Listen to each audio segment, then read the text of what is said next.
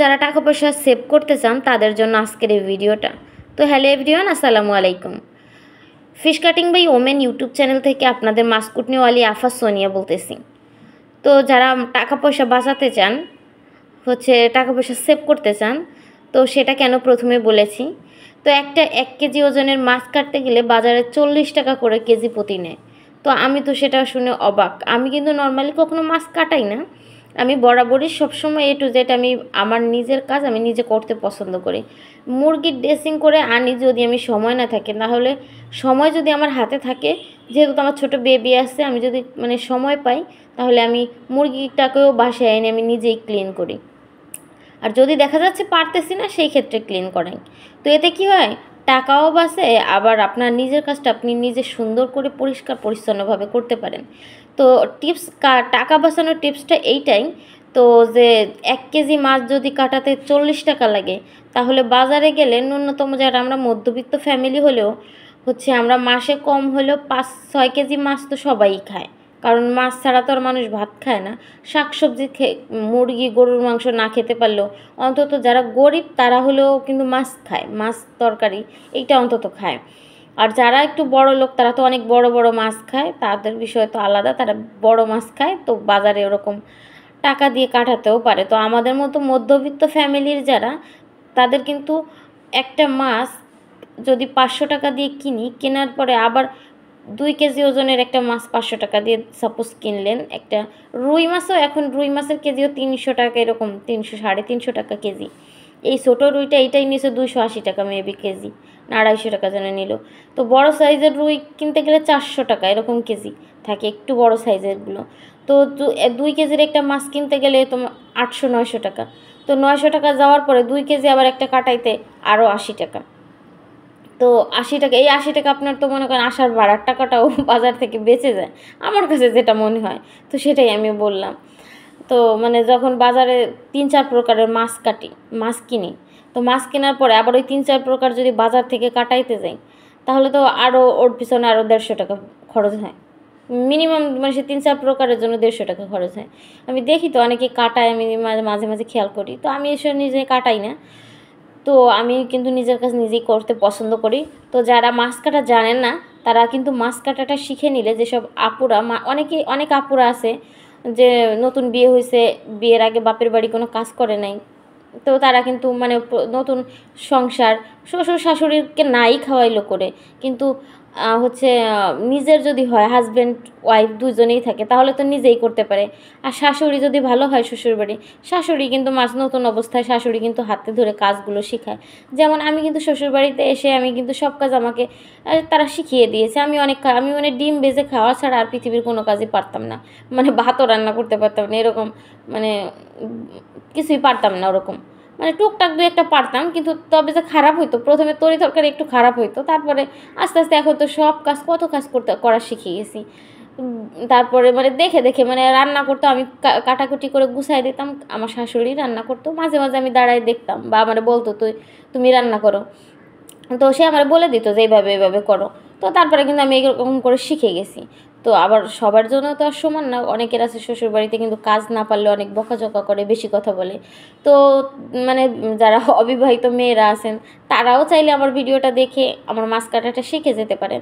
মাছ কাটা খুবই সোজা একটা কাজ। তো আমি কিন্তু এই যে বড় সাইজের একটা, মোটামুটি মাঝারি সাইজের একটা রুই মাছ নিয়েছিলাম। তো রুই মাছটাকে আমি চারপাশের যে পাখনাগুলো আছে সেগুলোকে কেটে নিয়েছি। আর ছাই অবশ্যই নেবেন, কারণ হাত পিচ্ছিল হয়ে গেলে কিন্তু বটিতে হাত কেটে যেতে পারে। তো যাই হোক, তারপর আমি আইসগুলো ফেলে দিয়েছি। আইস, এটা আপনারা চাইলে আইস উঠানো একটা এই যে চামিচের মতো আছে যন্ত্র, তো ওইটা 20-30 টাকা এরকম নেয়। তো ওইটাও আপনারা রাখতে পারেন। ওইটা করে বেসিনের মধ্যে রেখে, বা গ্রামের বাড়ি হলে এমনি কুলার উপর রেখে, কোনো কিছুর উপর রেখে, বা প্লেটের মতো এরকম একটা কিছুর উপর রেখে, তারপর আস্তে আস্তে আইসগুলো তুলে ফেললেই হয়। তো আমি যেহেতু পারি, তো ভাবলাম বটি দিয়েই করি, তো বটি দিয়ে করতেছিলাম। তো এই আইস তোলার কাজ এইটুক করলে পারে শেষ। আর যারা কাশি দিয়ে করতে চান, কেসি যাকে বলে, তো এইটা দিয়ে করতে চাইলে তারা ধারালো কাশি দিয়ে চারপাশে পাখনা কেটে তারপর আইস তুলে নিলে ব্যাস। তো এই যে কিন্তু আমার আইস তোলার কাজগুলো হয়ে গেছে।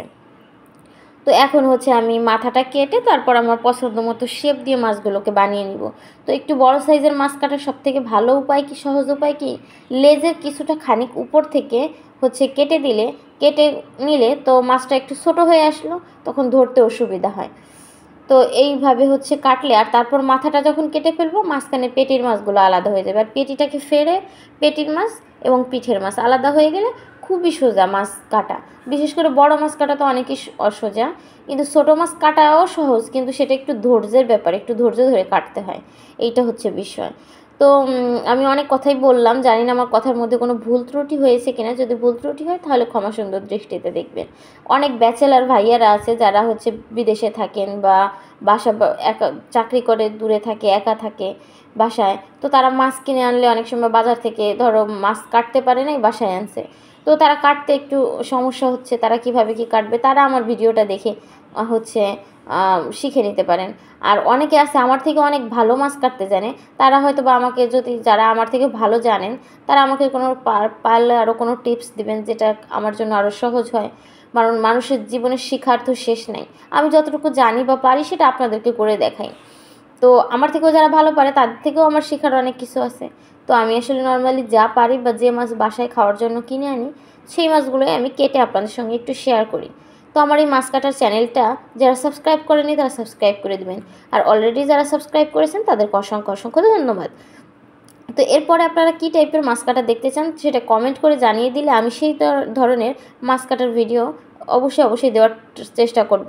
তো এর আগে আমাকে একজন আপু হচ্ছে আমাকে বলেছিল যে চিংড়ি মাছ না মেবি কী মাছ যেন একটা কেটে দেখাতে, আমার মনে নাই ঠিক। তো আমি কিন্তু কেটে দেখিয়েছি। তারপর একজন আমাকে বলেছে হাঁস কেটে দেখান, তারপর আমি কিন্তু তাকে হাঁস কেটে দেখিয়েছি। তারপর মুরগি কেটে দেখান বলছে, মুরগিও কেটে দেখিয়েছি। তারপর হচ্ছে একজন আমাকে কমেন্ট করেছে আপনি শিং মাছটাকে পাড়া দিয়ে মারতে না কি যেন একটা বলছে। আসলে যেটা পসিবল না সেটা তো আর করা যায় না, তাই না? তো যাই হোক, এই যে কিন্তু কথা বলতে বলতে আমার মাছ কাটা হয়ে গেল। আর এখন মাথার এই যে কলসা, এই কলসাটাকে ধরে এইভাবে উল্টিয়ে কেটে নিব।